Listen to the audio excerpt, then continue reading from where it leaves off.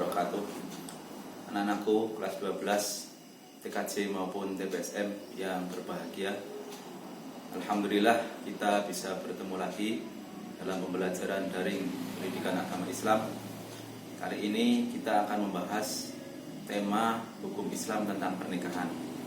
Tujuan pembelajaran pada pertemuan kali ini yang pertama adalah hukum Islam. Bagaimana siswa mengetahui tentang hukum Islam tentang pernikahan. Yang kedua, tujuan daripada pernikahan. Yang ketiga, hukum pernikahan itu sendiri. Kemudian yang keempat terkait dengan masalah rukun dan syarat-syarat pernikahan. Hukum Islam di dalam hal pernikahan, kita ketahui bahwa Allah Subhanahu wa Ta'ala menjadikan manusia berpasang-pasangan, ada wanita, ada laki-laki. Kedua pasangan itu saling mencintai, itu sudah menjadi fitrah dan itu sudah menjadi hukum Allah. Yang laki-laki menyukai yang perempuan juga menyayangi atau menyukai laki-laki.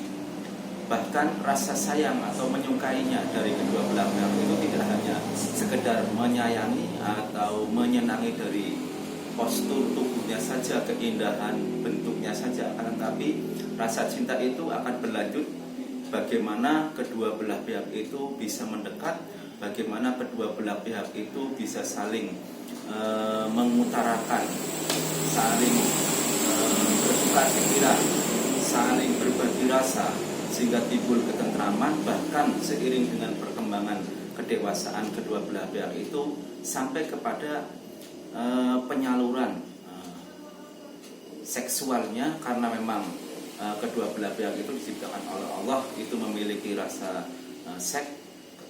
Dari situlah Allah mengatur agar rasa sayang cintanya kedua belah pihak itu diatur dalam sebuah pernikahan, tidak sebagaimana binatang, asal mereka itu senang kemudian mereka dekati, kemudian langsung istilahnya dilampiaskan nafsu seksualnya, hawa nafsunya, sehingga timbul suatu komunitas makhluk yang tidak jelas dari mana asal keturunannya, nasabnya, sebagaimana dalam kehidupan binatang. Disitulah Allah mengatur hukum di dalam Islam terkait dengan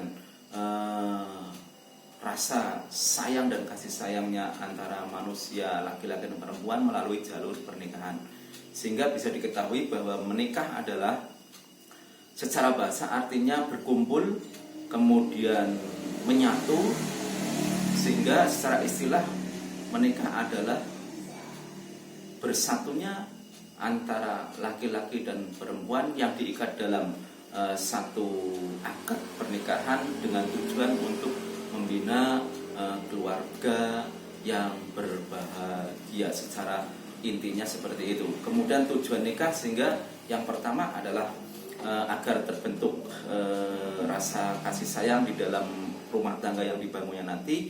Kemudian yang kedua, agar tumbuh saling memenuhi rasa cinta dan kasih sayangnya yang terkenal dengan istilah yang pertama itu sakinah, kemudian yang kedua itu mawaddah, kemudian yang ketiganya tujuannya agar bisa tumbuh rasa kasih sayang warahmah. Kasih sayang itu tidak hanya pada saat menikah, akan tetapi kasih sayang itu akan diteruskan sampai kepada akhir hayatnya, bahkan kasih sayang itu sampai nanti di akhir kehidupannya di alam baka.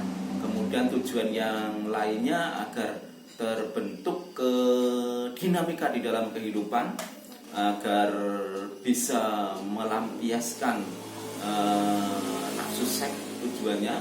Kemudian yang keempatnya tujuannya agar bisa meneruskan keturunannya, karena di dalam pernikahan tentu saja di dalamnya ada suatu tujuan agar kedua belah pihak yang saling menyatu itu bisa lestari, langgeng, sampai menurunkan keturunan anak-anaknya.